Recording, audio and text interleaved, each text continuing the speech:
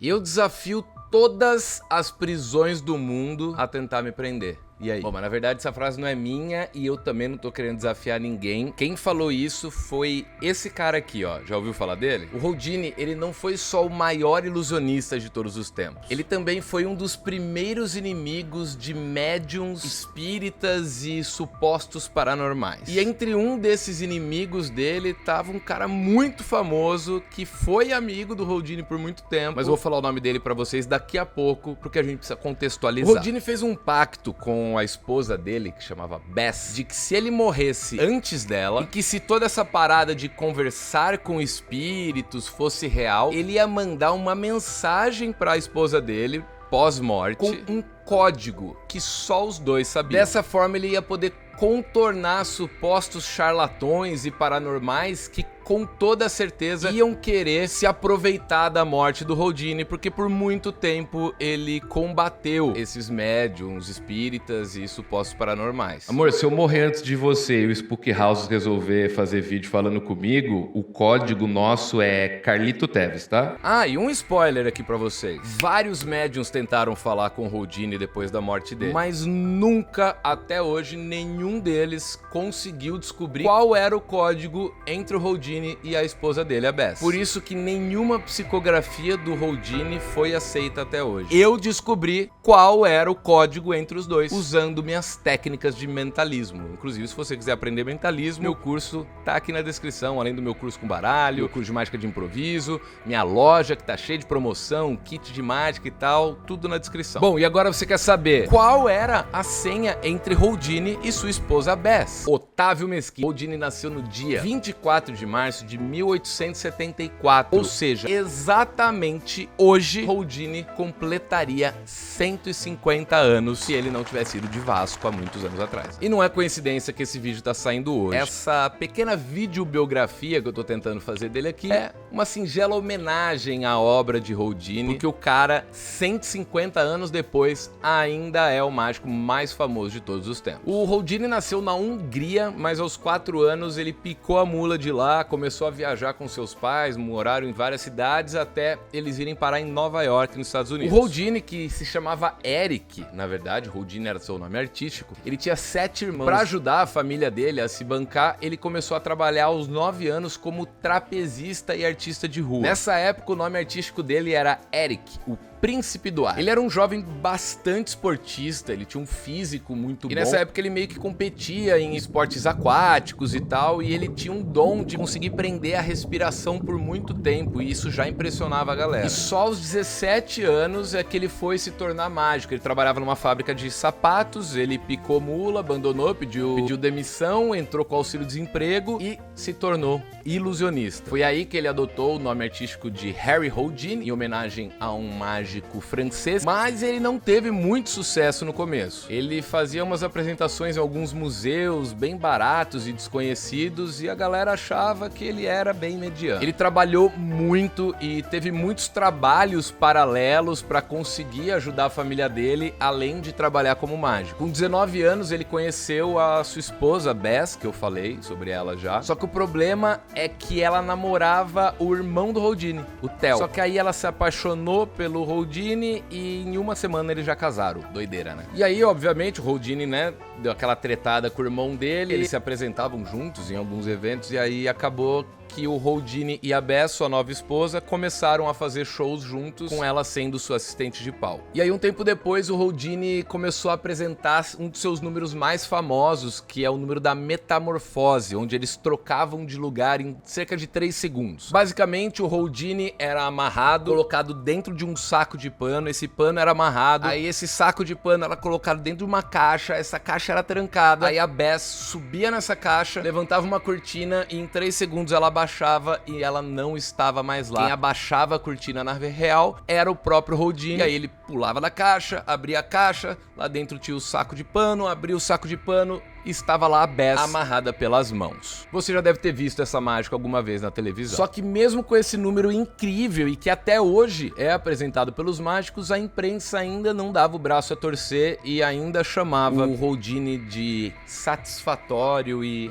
interessante. Em 1899 aconteceu um bagulho muito bizarro, que talvez tenha sido o ponto mais baixo da carreira do Houdini. Ele estava trabalhando em mais um desses museus low profile lá em Chicago, nos Estados Unidos, e disse que conseguia escapar de qualquer algema que colocassem nele, e que se ele não conseguisse escapar, ele dava $50 pra pessoa que entregou a algema pra ele. Bicho, $50 naquela época era muito dinheiro. Ele já tinha conseguido escapar de 6 pares de algema, até que um sargento da polícia local chegou pra ele com mais uma algema e falou: eu quero ver você escapar dessa daqui. Houdini ficou tentando escapar daquela algema por 20 minutos e não conseguiu. Eles tiveram que tirar essa algema dele com um martelo, porque nem com a chave ela abria. Os caras que meteram cimento dentro da algema e mandaram o Houdini escapar. Pô, mas aí fica complicado também, né? Aí depois desse dia ele começou a inspecionar todas as algemas que entregavam pra ele antes de começar a executar seu número, ou melhor, antes de deixar alguém prender ele com as algemas. Aí no dia seguinte já sabe, né? A Choquei postou no Twitter que ele falhou e aí o bicho pegou. A imprensa local começou a divulgar que as algemas resistiram à mágica de Houdini e a carreira dele ali começou a dar aquela balançada e muita gente já começou a achar que o Houdini não ia muito mais pra frente, não. O grande avanço dele começou a vir 2 meses depois desse dia aí, que ele não conseguiu escapar das algemas, quando um gerente de espetáculos que chamava Martin Beck descobriu o Houdini e conseguiu enxergar que ele tinha muito mais talento do que as pessoas estavam percebendo. Ele ficou muito impressionado com as apresentações do Houdini, só que deu um toque pra ele, falou: foca mais nas suas apresentações de escapismo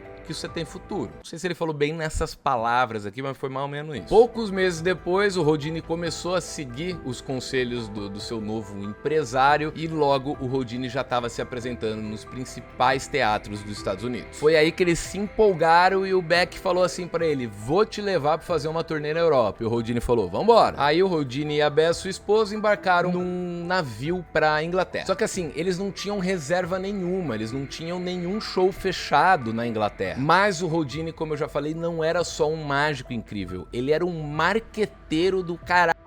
E ele chegou na Inglaterra, foi na Scotland Yard, que talvez seja o lugar mais seguro da Inglaterra, né? A delegacia, mó famosona lá e tal. Chegou lá e começou a mostrar pros policiais a habilidade que ele tinha em escapar das algemas. E também começou a desafiar os policiais a tentar conseguir prender ele. No dia seguinte, o Houdini já tava na imprensa, já tava badalado, a galera já tava falando do cara, cheio de manchete, jornal falando. E isso garantiu mais de 6 meses de agenda pra ele fazer shows na Inglaterra. O Houdini, ele é considerado por muitos como o primeiro popstar da história da humanidade, ou seja, o primeiro artista a ficar famoso no mundo inteiro. Só que, geralmente quem diz isso ou é alguém dos Estados Unidos ou da Europa, porque mundo inteiro na cabeça do colonialista é Estados Unidos e Europa só, né? Essa mistura que o Houdini fazia entre atos que desafiavam a morte, que inclusive tem um...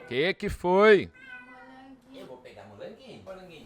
Essa habilidade que o Houdini tinha em criar atos e números que desafiavam a morte, combinada com um carisma incrível que ele tinha e uma baita malandragem em se autopromover, famoso marqueteiro nato, ele começou a captar a atenção de todo mundo nas cidades que ele passava. Quando o Houdini chegava em uma cidade para se apresentar, todo mundo falava sobre ele. Houdini, como vocês perceberam, não foi só um ilusionista muito brabo. Ele foi um pioneiro no uso dos meios de comunicação para se promover como artista. Ele usava jornais e também mais pra frente começou a usar até os filmes para amplificar o alcance que ele tinha. E foi assim que ele se tornou uma das primeiras pessoas da humanidade a experimentar a fama em escala global, bem parecido com as celebridades de hoje em dia. E pra quem não sabe, o Houdini também tem uma história incrível no cinema. Ele ajudava diretores, roteiristas e tal a criar efeitos especiais dentro dos filmes. Então, pode-se dizer que Houdini foi um dos pais dos efeitos especiais que a gente vê no cinema hoje em dia. E assim ele foi continuando essa turnê dele pela Europa, e em cada cidade que ele passava, ele desafiava a polícia a prender ele. Imagina o Houdini hoje em dia chegando pra polícia militar do estado do Rio de Janeiro falando, eu desafio vocês a me prender. Pra vocês terem uma ideia, em Moscou, o Houdini escapou de uma cela que ficava dentro de um vagão que era usada para transportar prisioneiros para Sibéria. Já na Alemanha, ele processou um policial que ficou espalhando um boato que ele molhava a mão dos guardas quando ele conseguia escapar das algemas, querendo dizer que era tudo combinado. Começou a espalhar que ele subornava os guardas. Só que olha, se liga no desfecho dessa história. No dia do julgamento dele,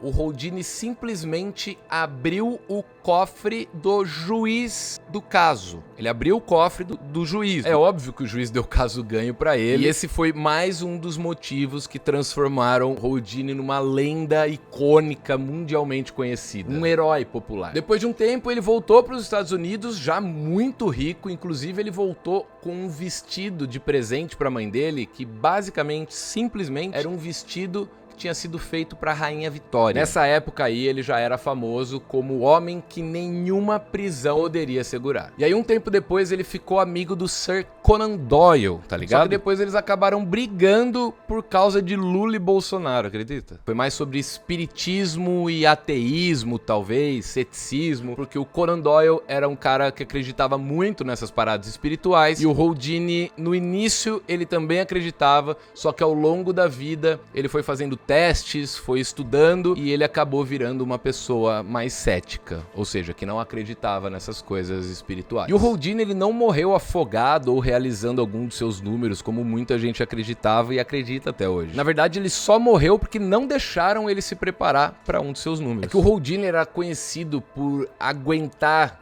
a tomar socos na barriga. As pessoas, ele chegava numa cidade, perguntava quem eram as pessoas mais fortes daquela cidade e deixava essas pessoas darem soco na barriga dele, coisa que obviamente impressionava todo mundo, porque ele não era um cara mega forte pra aguentar isso, e mesmo assim, por mais forte que fosse a pessoa, ele deixava ela dar um soco no estômago dele e ficava de boaça. Só que um dia ele recebeu vários socos no abdômen de um estudante que queria testar sua resistência, já que ele era famoso por suportar vários impactos, né, na barriga. Só que o Houdini não teve tempo de se preparar pra isso. Meio que o cara chegou no camarim dele e falou, eu fiquei sabendo que você é o cara que qualquer um pode dar soco na tua barriga que você fica de boa, verdade? O Houdini falou, verdade. Então posso tentar? O Houdini falou, pode. Só que no que o Houdini foi levantar, o cara já deu um socão nele. Não deu tempo do Houdini, sei lá, fazer a respiração que ele precisava, se preparar pra receber aquele soco. E o que aconteceu? O apêndice dele acabou se rompendo nessa. Só que o Houdini era muito louco e ele, mesmo com dor, não quis ir pro hospital, não quis ir ver o que poderia ter acontecido e continuou se apresentando. Só que aí ele começou a ficar cada vez com mais dor, foi internado à pressa, teve que fazer uma cirurgia, só que isso aconteceu muito tarde e o Houdini acabou morrendo no dia 31 de outubro de 1926. Só que mesmo depois de morto, a vida do Houdini ainda continuou causando impacto na sociedade. Por quê? Lembra daquele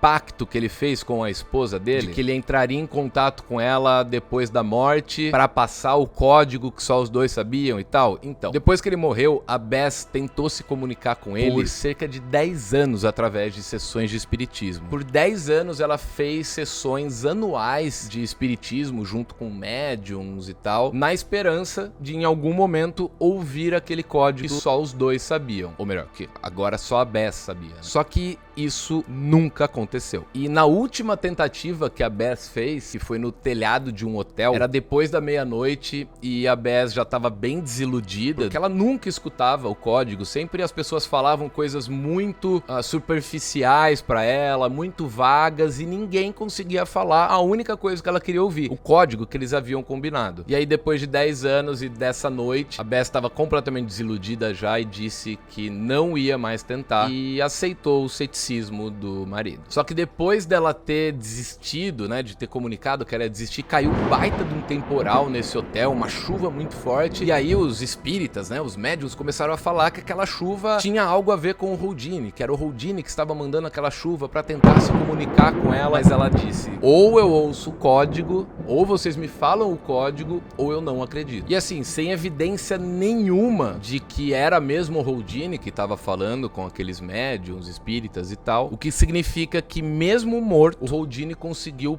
provar o que ele tanto investigou em vida. O legado do Houdini, obviamente, continuou e continua inspirando gerações de ilusionistas até hoje. Mas não só como um ilusionista excepcional, mas também como um crítico incisivo do espiritualismo. Houdini deixou um impacto duradouro na humanidade e vai ser para sempre lembrado como um dos maiores ilusionistas e escapistas de todos os tempos. Se você gostou dessa videobiografia, obviamente não esquece de deixar seu like, se inscreve aqui se você não é inscrito. Mas principalmente, se você quiser ver um vídeo igual a esse sobre algum outro mágico, é só me recomendar nos comentários aqui. Quem sabe o teu mágico favorito não vai ser o personagem do nosso próximo vídeo documentário sobre mágicos aqui no canal. Não esquece dos cursos na descrição, minha loja. Lembrando que já estão abertas as inscrições para minha nova escola de mágica, Magic Lab. Só você se tornar membro do meu canal aqui no YouTube, você já vai ter acesso a uma aula exclusiva e profissional de mágica, de teoria mágica, de prática, além de clube de livro, bate-papos, lives que a gente vai ter junto, grupos de estudo e mais um monte de coisa. Então seja membro aqui do canal e ajude a gente a continuar produzindo vídeos aqui pro YouTube. Muito obrigado, até o próximo vídeo e valeu!